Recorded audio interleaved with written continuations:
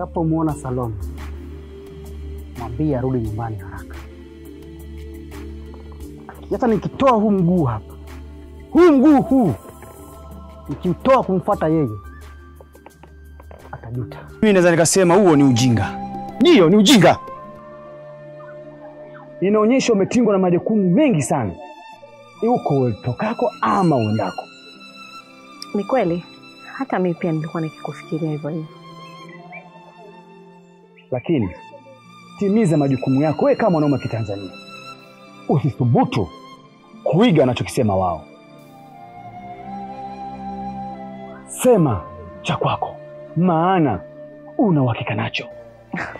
Bwana, tuachane naye, mko serious. Kwa mtazamo wangu wa haraka haraka, na kuona kabisa wewe ni mama mtarajiwa wa familia bora baadaye. Ila ni familia gani bora, yenye misingi gani bora? Samani. Kuna kitu nimekisahau. Nimesahau kusalimia. Habari za asubuhi.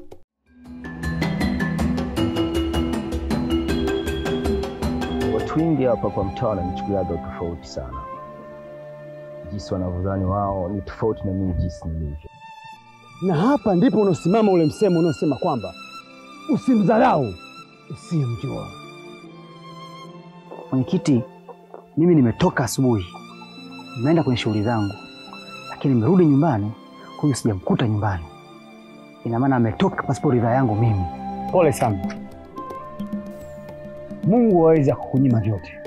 Ni pale tunapokutana sisi wa Tanzania, pale tukisalimiana. Salamu yetu inaleta shabashaba za upendo.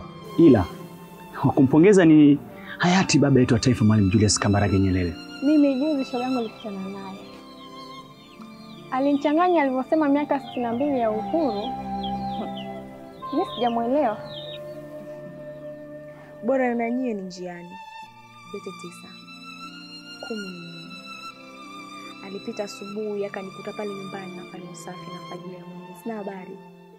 Akaanza ngojera zake. Hongera kwa kutimiza majukumu ya kufanya usafi, sijui kuna tofauti kati ya jinsi na jinsia. Na kutuma.